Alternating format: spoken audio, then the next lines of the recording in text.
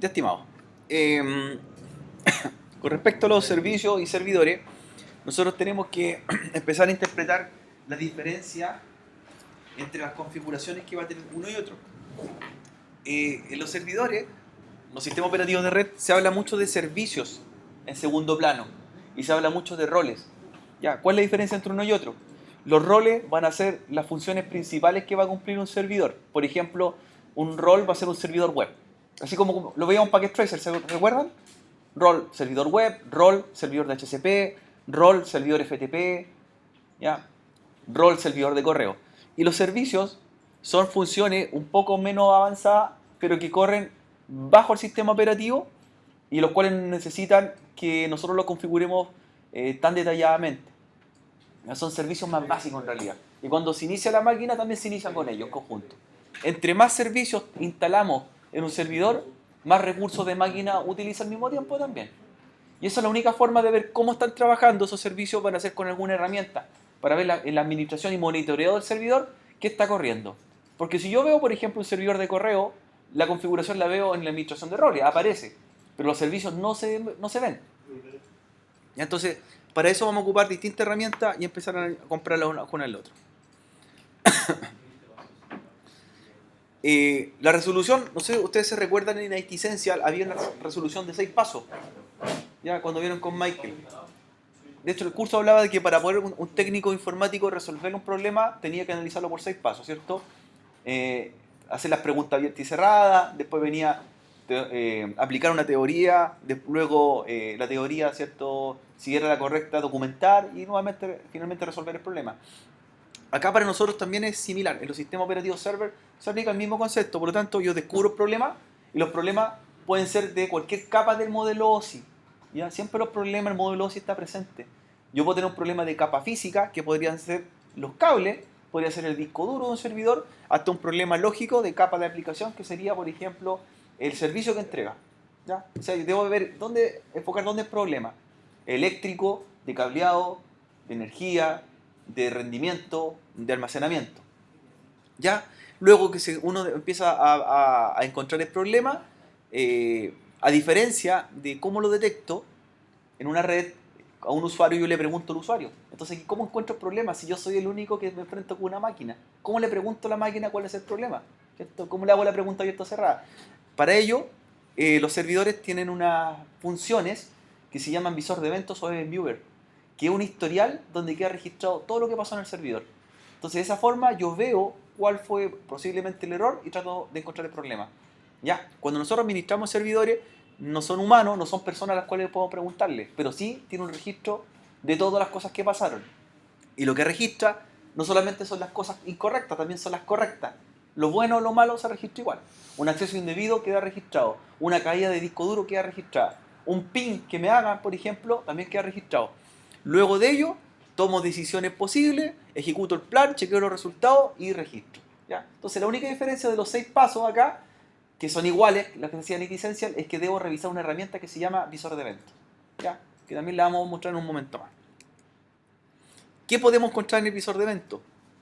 Podemos encontrar problemas de los dispositivos, problemas del sistema, ¿cierto? Eventos que están ocurriendo en tiempo real, eventos que pasaron, ¿ya? Yo puedo ver lo que está pasando en el momento en el servidor o lo que ya pasó en una fecha determinada.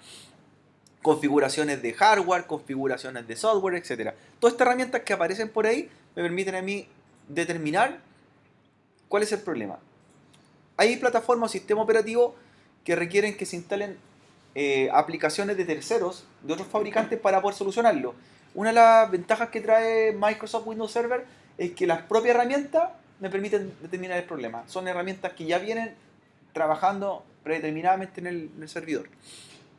¿Ya? Cuando no tengo ya referencia, debo recurrir a una ayuda. No me van a decir que Google, ¿por cierto? O Rincón del Vago. ¿Ya? La primera ayuda que uno debería ir a buscar cuando tiene ya problemas, aparte, obviamente, del motor de búsqueda Google o de Bing, siempre ustedes primero busquen dónde. Si estamos trabajando con Windows Server, es la página fabricante, siempre es la página fabricante, por eso destaca. Vaya a microsoft.com y se va a encontrar con el historial de errores y los códigos de errores, cómo solucionarlo. En los foros netamente confiamos en la experiencia que comenta otra persona, ¿cierto? Pero a veces no es la más acertada. ¿Qué pasaría si en un foro invento una respuesta? Solamente por hacer caer a alguien, ¿cierto? Y doy una solución falsa. Como vos resisten 32, que borrando 732 va a solucionarlo.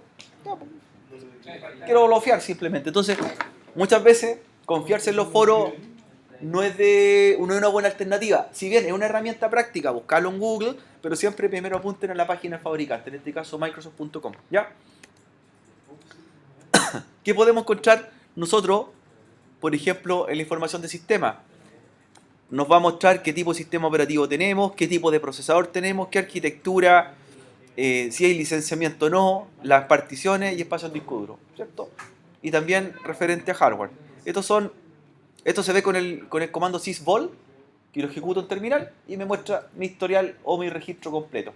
Muchas veces yo he visto que han ocupado programas para mostrar todo lo histórico del equipo. Esto se puede hacer con comando.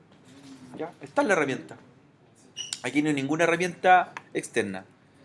El Event Viewer, ahí está. ¿Qué hace el visor de evento? El Event Viewer registra no solamente errores, registra los aciertos. ¿De qué tipo? De seguridad, de hardware, de aplicaciones, de sistema operativo.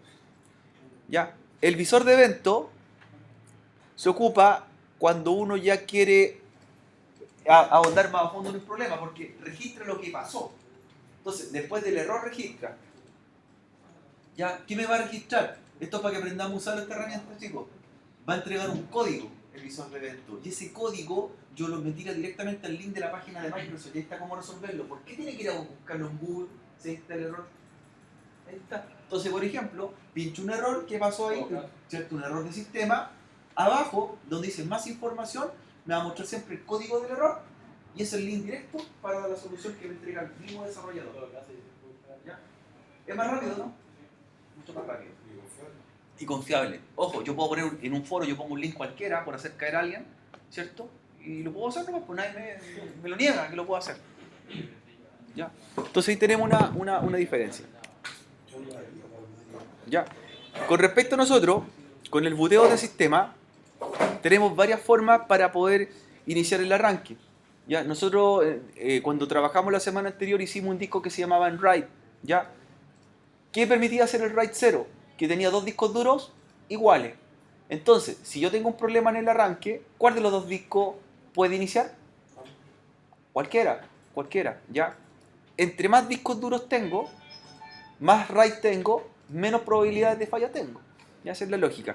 Entonces, ¿dónde se detecta eso? En el proceso de booteo del sistema operativo que se llama POS. ¿Qué hace el POS en una máquina?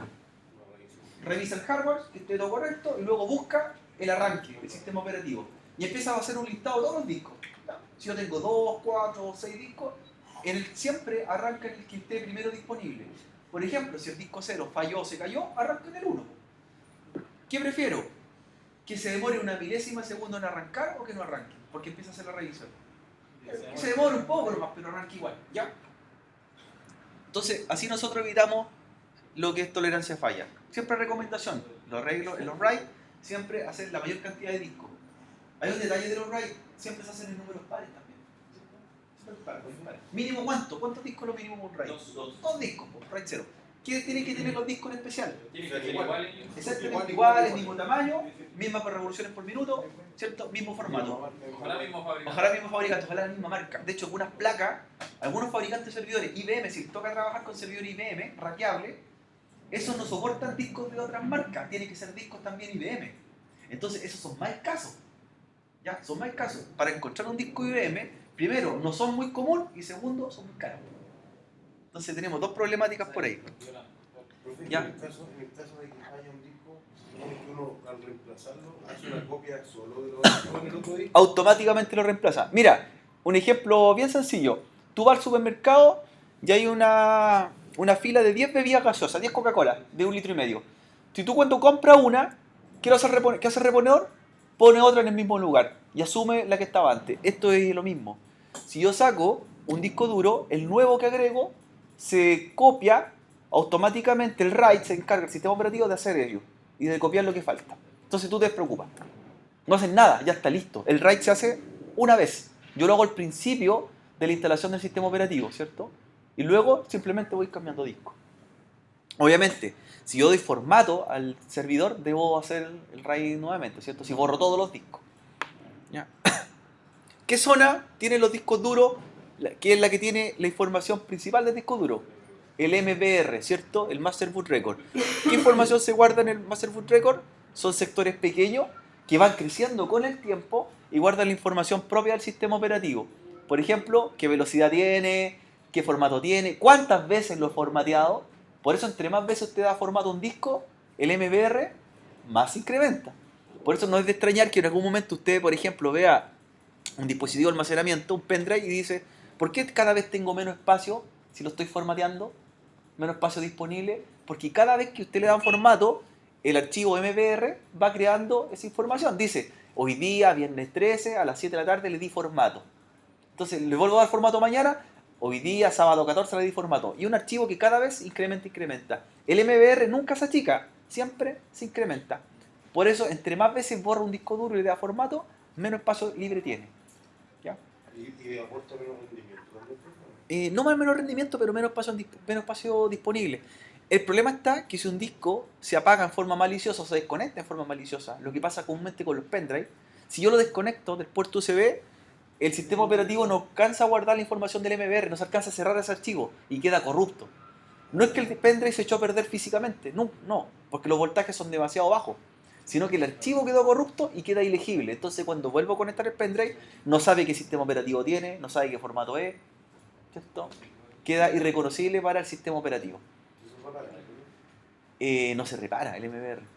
Lamentablemente no se repara. Es más, a mediados de los años 90 se crearon muchos virus informáticos programados en lenguaje C que atacaban el MBR. Estaban hechos a bajo nivel para atacar el MBR. ¿Qué hacían? Cambiaban valores binarios. O voltaje en realidad. ¿Será eso como el problema que pasa cuando uno, por ejemplo, le traspasa un archivo a un pendrive, por ejemplo, y se traspasa todo el archivo y al final se queda pegado? ¿No pasa? Puede ser eso. El MBR está con problemas.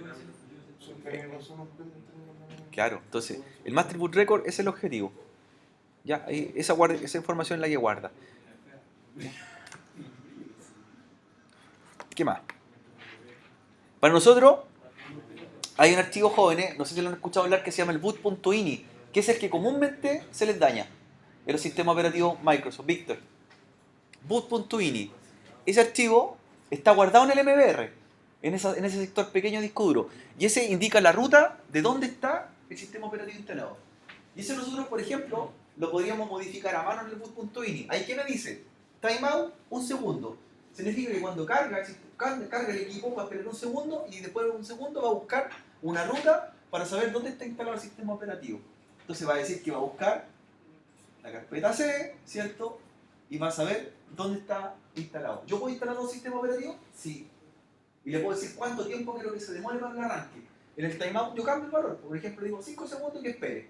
Y luego de ello, yo elegí con cuál inicio. ¿Ese es el archivo que uno puede modificar cuando carga dos sistemas operativos y quiere que parte el otro? Exactamente. Ese es el punto. Ahí está el archivo así textual. Por ejemplo, aquí me dice timeout 1, default. La primera línea del default significa que va a buscar en esa partición el sistema operativo que yo le digo que arranque por defecto. Entonces yo podría cambiar el orden, instalarle Windows 10 y Windows 7 a mi sistema operativo y decirle arranque con este, ¿cierto? Siempre por defecto, pero denme la opción de elegir. En Linux esto se llama partición dual y yo puedo tener dos sistemas operativos para arrancar con uno y otro. Y en macOS se llama Bootcamp. ¿Ya? También está la tecnología que permite que yo instale más un sistema operativo y decidir para arrancar. O sea, todas las plataformas tienen su alternativa. Linux tiene entonces arranque dual, macOS tiene Bootcamp y en este caso en Microsoft se llama boot.ini. ¿Y dónde está guardado? En el MBR. Ahí se guarda ese archivo. ¿Ya? Entonces esto me permitiría hacer esta partición. Por ejemplo, me dice tener Windows Vista, más Windows 7, más Windows Server. Es la misma máquina. ¿Ya? Tener más de un sistema operativo instalado mismo. Y así, ¿en cuál arranco? Tengo que editar el archivo, ¿cierto? Como dice por ahí. Y ahí, al que deje la primera línea, es con el que arranco. Pero yo también edito el tiempo porque me diga cuánto quiero esperar para elegir uno de ellos. Ahí voy con las teclas flechas arriba y abajo. No, quiero arrancar con este.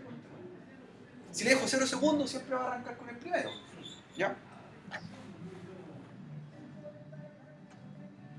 Esto también se puede hacer en modo gráfico, está en el sistema operativo. ¿Ya? Nosotros vamos a ir a esa herramienta que se llama msconfig, y es para modificar el boot.ini que está dentro del MBR. Si bien nosotros lo vimos recién como un archivo de texto, esto también uno lo puede ver de la siguiente forma, con interfaz gráfica. Entonces me dice dónde está el booteo y ahí yo voy a elegir, ¿cierto? Con qué quiero iniciar. Arranque normal. Bueno, aquí no está la pestaña boot, después la vamos a ver en el servidor y ahí me dice la línea del sistema operativo. Y yo la modifico ahí y guardo. Y ahí le digo cuánto tiempo quiero que espere y con qué sistema operativo. Así de fácil. Y se guarda en el MBR. En el MBR. Hay otra función que nosotros la vamos a trabajar también, que se llama memoria virtual o memoria de paginación. ¿Qué rol cumple esa memoria virtual? La memoria virtual es una memoria que nosotros le agregamos al sistema operativo para tener el doble de memoria RAM, sin tener que instalar una memoria física. ¿Ya? Linux también lo tiene, esa configuración, y se llama memoria de paginación, memoria swap, y acá se llama memoria virtual. ¿Ya? ¿Cuándo se podría aplicar? Por ejemplo, nosotros instalamos un servidor que tiene 1 GB de RAM física, 1 GB de RAM física, y tengo un solo slot disponible, y quiero tener otro RAM, otra giga de RAM. Entonces no tengo la posibilidad de instalarle otra memoria RAM, ni tampoco tengo disponible un slot. ¿Qué es lo que hago? Ocupo una parte de disco duro como memoria RAM. Entonces cuando la memoria RAM real está ocupada y está cargándose un proceso que ocupa más recursos, lo dispara al disco duro. Entonces en vez de tener una física, tengo una vez física y una virtual. Doblo el tamaño de mi RAM. ¿Por qué, profe? ¿Por qué cuando instalo un pendrive aparece la opción de agregar o aumentarle la RAM? A ver, que lo que pasa es que Microsoft trabajó en esa área y trató de hacer que en un puerto USB tu pendrive fuera una memoria RAM virtual de paginación. No funciona. Pero esto se puede hacer directamente en disco duro. ¿Ya? Que eso también lo vamos a trabajar y lo vamos a comentar. Miren. ¿Ya?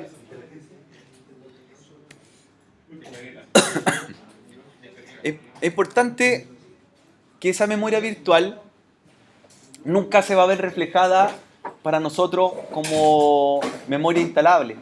O sea, si yo tenía 1 giga original físico, le agrego 1 giga virtual, siempre me va a aparecer el giga físico. Pero nosotros sabemos que le dimos 1 giga virtual. ¿Ya? Y eso lo vemos después en el rendimiento. Herramientas que se aplican para ver en tiempo real lo que pasa. Nosotros mencionamos que el visor de eventos VMViewer era el historial del sistema operativo del server. Pero hay una herramienta que se llama Performance Monitor. ¿Y qué diferencia tiene? Que me muestra lo que está pasando en ese momento. El tráfico de una tarjeta de red, el estado del servidor, el estado del procesador, el estado de la RAM, velocidades que pueda lograr, etc. ¿Ya? Entonces usted como técnico no solamente debería ver lo que pasó en un servidor para tomar decisiones y hacer arreglos, también tiene que ver lo que está pasando. ¿Ya? Yo prefiero ver en primer lugar lo que está sucediendo y después ver el visor de eventos. El Performance Monitor primero. ¿Ya? Ahí me está indicando, por ejemplo, las cuatro visualizaciones básicas que entrega el Performance Monitor, que me entrega estado del procesador arriba, luego me entrega velocidad de los discos duros, luego me dice cómo está la tarjeta de red y por último memoria. ¿Ya? Son las 4 funciones que me entrega este monitor. ¿Ya? Con respecto a la disponibilidad, jóvenes, estos son unas cifras que me indican cuánta es la tolerancia a falla que debe tener un servidor y cómo yo lo puedo certificar después. ¿Ya? ¿Se recuerdan que hace unos días atrás, creo que hace 2 semanas, algo pasó con Transbank? ¿Qué pasó con Transbank? ¿Pero qué pasó realmente? ¿Qué pasó? No se podía realizar transacciones Transbank ni Banco Santander. Y aquí tiene muy claro lo que significa la alta disponibilidad. ¿Ya? El lugar donde nosotros alojamos los servidores físicos se llama Data Center, ¿cierto? Data Center. Entonces los data centers se catalogan y se certifican según el tiempo que están funcionando. En Chile nosotros tenemos varios data centers y la categoría más alta data center son las categorías 4. Y en Chile no hay categoría 4. ¿Ya? Los únicos que tienen categoría 4 en el mundo son Amazon, Google, ¿cierto? La NASA, ¿ya? Microsoft, Facebook como empresa. ¿Ya? El resto, en Chile, la máxima categoría que podemos lograr es categoría 3. Y tiene un porqué. Porque para poder hacer o levantar un data center de categoría 3, el país tiene que ser antisísmico. Y Chile, lamentablemente, es el único problema que hay. Por eso, Argentina se adjudicó la licitación del data center de Amazon. Y no Chile. ¿Qué hubiera pasado si Chile se lo ganó? No puede. Porque no es antisísmico, antisísmico es el problema. Sí, está bien, pero ¿qué ganó Argentina con instalarse? A ver, piensa lo siguiente. A usted, en un pueblo que no tiene mucho comercio, ¿qué pasa cuando se instala un mall? Y se instalan todas las tiendas posibles, los megamercados. ¿Crece la ciudad? Llega la mía. Obviamente sí, ¿cierto? Entonces aquí pasa lo mismo. Si se instala Amazon, estamos hablando de que todos los ojos del mundo van a estar haciendo transacciones en un data center que lo tiene Argentina. Entonces otros países van a querer invertir. ¿Ya? Google estuvo así un pelo de poner un data center en Chile. El quinto data center tiene 4. Y el quinto era aquí en Chile. ¿Por qué no pudo hacerlo? Porque Chile es un país sísmico. Entonces, para que un data center se pueda crear y cumpla la mayor categoría, que se llama categoría 4, la más alta certificación que puede tener, ¿ya? Tiene que estar en un edificio que sea antisísmico, en un país que no sea sísmico, tiene que tener energía redundante por 500 años, o sea, se corta la luz del planeta, y 500 años tiene que estar funcionando, tiene que estar en un edificio de menos 6 pisos bajo tierra, tiene que tener varias condiciones técnicas para poder decir, este es un data center categoría 6. La norma se llama la tier, así, si quieren buscarla después. Tier, está la tier 1, la 4, la más alta es la 4, la más alta es la 4, la 1 es la más baja. ¿Quiénes tienen tier 3? En Chile. En Chile existen los tier 3. Los tiene Sonda, los tiene el data center de Claro, que fue el que falló, ¿ya? Que está ubicado, se llama Liray, y está ubicado camino a Melipilla, ¿ya? Y falló y explicar por qué falló. Luego están los tier 2, que los tienen, por ejemplo, las universidades aquí. Santo Tomás tiene un tier 2, que es un data center que está en Santiago, cumple todas las normas, pero no es antisísmico, por ejemplo. ¿Ya? Tiene energía redundante y otros. Y los tier 1, que son ya los que usted puede encontrar en el supermercado. Y de ahí hacia abajo no hay más. O sea, yo puedo decir, tengo un data center, pero cumpliré la regla de tier. Por ejemplo, Blue Hosting no es tier, no está dentro de la categoría, porque lamentablemente está en un lugar que es una construcción antigua. Y está en el centro de una ciudad. Un data center no puede estar en una zona urbana. No puede estar en zona urbana, no puede estar a raterizo.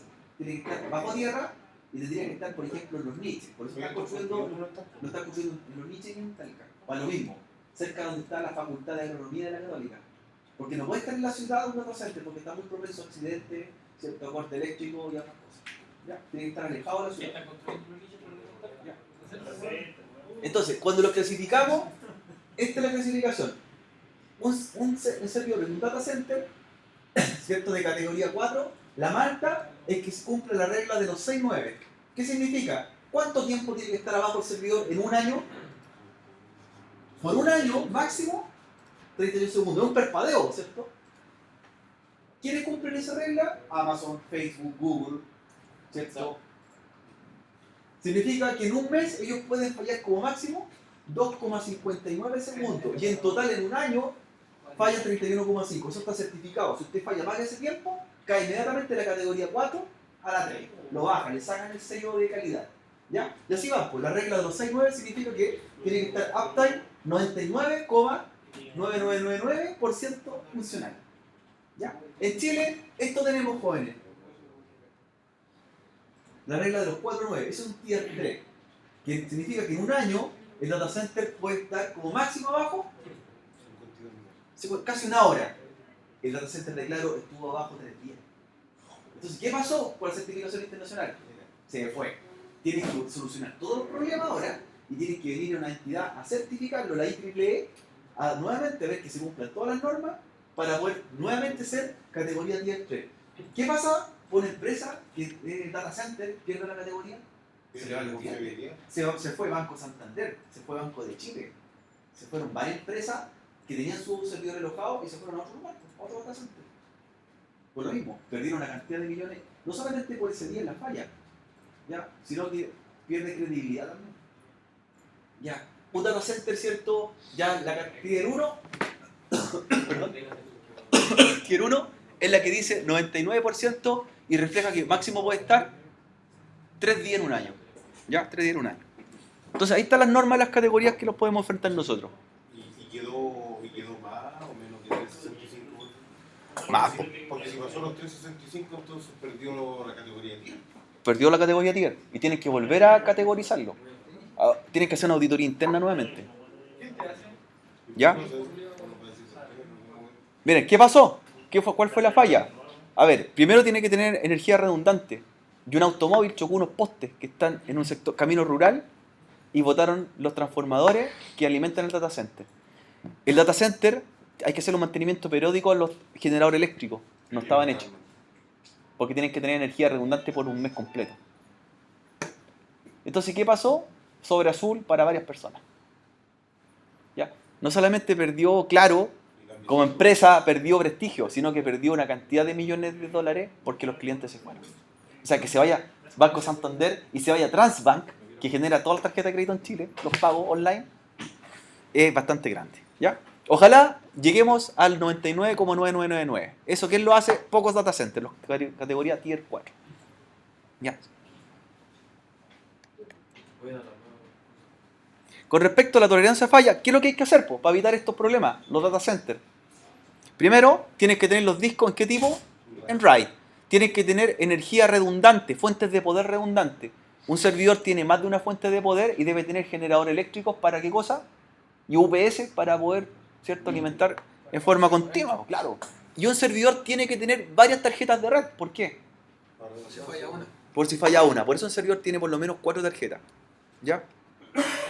Con eso nosotros evitamos la tolerancia a falla. Disco, energía y tarjetas de red. ¿Qué se hace, jóvenes, a gran escala cuando tenemos mucha concurrencia de datos? Por ejemplo, Facebook, en un momento, en un pic del día, hay 200 millones de personas conectadas a la plataforma. Google, en una búsqueda normal, en un periodo de X de un día, hay 500 millones de búsquedas por minuto. Facebook, 200 millones de búsquedas por minuto. YouTube tiene 400 millones de búsquedas de videos por minuto. Entonces, ¿cómo lo hacen para darle soporte a todas estas plataformas, a todos estos usuarios conectados? Hacen lo que se llaman los clústeres. ¿Y qué es un clúster? Juntar muchos servidores y que trabajen para una función. Facebook tiene un clúster de 10.000 servidores, 10.000 máquinas, y todas las máquinas están haciendo lo mismo, que tienen montada la página de Facebook. Y eso permite que yo, a la hora que entre al día, siempre esté la plataforma disponible. Google tiene un clúster de 15.000 servidores. 15.000 en total. Y son 5 data centers y cada uno tiene una cantidad de servidores. En total son 15.000 repartidos. Entonces tú buscas, por ejemplo, en Google y te puedes estar buscando en cualquiera de los servidores de Google, cualquiera de los 15.000. Ese conjunto de servidores que trabajan en conjunto se llaman clúster. Así como existe el RAID para los discos duros agrupados, en los servidores físicos se llama clúster. Hacer un clúster de máquina. Para poder hacer un clúster de máquina, los requisitos también son muy similares al RAID. Tienen que ser todos los servidores iguales, todos iguales. Por ejemplo, yo tengo un clúster de servidores que tienen todos 8 GB de RAM, procesadores Xeon, todos iguales, todos similares. De ahí yo los agrupo y todos trabajan en conjunto. Si falla una cantidad de clúster, falla mi sitio web, por ejemplo, no, porque el resto sigue, ¿cierto?, levantando servicios a pesar que se cayó una gran cantidad. Con respecto a las fuentes de poder, nosotros sabemos que hay que tener fuentes redundantes y tener UPS para evitar las fluctuaciones de voltaje y proteger los datos. Y hacer constantemente esto, backup, respaldo de todo, ¿cierto? No puede llegar a decirle al jefe, es que no hice un respaldo, ¿cierto? Hoy día hay muchas formas de respaldar. Y además de ello, los respaldos se hacen en cualquier momento, hay que planificarlo. Uno puede decirle hoy día, hoy están trabajando, salgan todos, dejen todo el equipo ahí porque vamos a hacer un respaldo. Los respaldos hay que planificarlo en horarios que sean fuera laboral, ¿cierto? Si la empresa trabajó hasta las 7 de la tarde, hágalo el fin de semana, el respaldo. Pregunta, ¿ustedes han tratado de comprar en las páginas bancarias o hacer transacciones en la noche? Por ejemplo, consultar el saldo en cuenta root. ¿Qué pasa? cerca de la medianoche, ¿qué mensaje aparece en la página? En la mayoría de los bancos. Yo estoy haciendo la aplicación en cuenta y no me deja acceder. Generalmente, la mayoría de los usuarios, la mayoría de las plataformas, usted quiere entrar en la noche y dice, estimado cliente, en estos momentos no podemos resolver cierto su transacción, etc. Le mandan un mensaje. La pregunta es, ¿por qué se pondrán de acuerdo? ¿Estarán coludidos? ¿O tendrá una lógica? Hay una lógica. Entre las 23:59 minutos de la noche y las 0:59 minutos del otro día, en ese periodo de una hora, los data centers hacen respaldos globales. Por lo tanto, mientras se están haciendo los respaldos globales, se está copiando toda la información de todos los servidores, por ejemplo, Banco de Chile, de todas sus sucursales, los respalda a esa hora. Uno no puede hacer transacciones para no modificar el ingreso de datos. Porque yo si ingresase un dato en ese momento, el respaldo quedaría incorrecto. Entonces, ¿qué es lo más óptimo hacen ahí? Nadie haga nada durante una hora para poder respaldar. El respaldo del día. ¿Y a esa hora? A esa hora están programados 23:59 hasta las 0:59. ¿Ya? Así que eso es más o menos lo que les quería comentarles. Los tipos de respaldo pueden ser respaldo en línea, respaldos offline. Hay distintos tipos de respaldo que hacen los servidores. Un respaldo online es que esté haciendo una copia todo momento, ¿cierto? El servidor A le copia al servidor B. Y el respaldo offline, Víctor, se refiere a que el servidor guarda los cambios y en un periodo del día los envía. Yo puedo hacer respaldo de todas formas. Online es todo el momento y estoy ocupando un ancho de banda mayor. Y offline los va guardando y después cuando agrupa los respaldos, los envía a un respaldo remoto. Entonces ahí están los tipos de respaldo. Un respaldo full significa un respaldo de todo. O sea, si tengo 3 terabytes, respaldo 3 terabytes. Los respaldos incrementables, como aparece ahí, se refiere que solamente respaldé lo que creció mi archivo. Por ejemplo, si en un disco duro tengo 1000 datos y a la noche tengo 1001 datos, va a respaldar el dato 1, el que se agregó, pero no todo el respaldo completo. Y el diferencial respalda los cambios que hubieron, los datos que fueron modificados. Entonces tengo 3 formas de respaldo, claro, las diferencias. El respaldo que más se demora, ¿cuál es de los 3? El full backup. El full backup, por eso los bancos lo hacen a la medianoche, pero en cambio los incrementales y diferenciales lo hacen todo el día respaldando. ¿Ya? Los van rotando. Microsoft tiene una herramienta que se llama Windows Backup y ahí la vamos a poder hacer en el servidor y programar cuándo hacerlo. Y estas copias fantasmas también que hay por ahí, shadow copias, para poder hacer copias de los sistemas operativos. ¿Ya? En caso de falla tenemos consolas de recuperación para levantar configuraciones extensas. Listo. Estamos en la primera parte, chicos. Vayan mientras un break para que repasemos la segunda parte y empecemos con el taller. Así les da el tiempo de respaldar. Un amigo,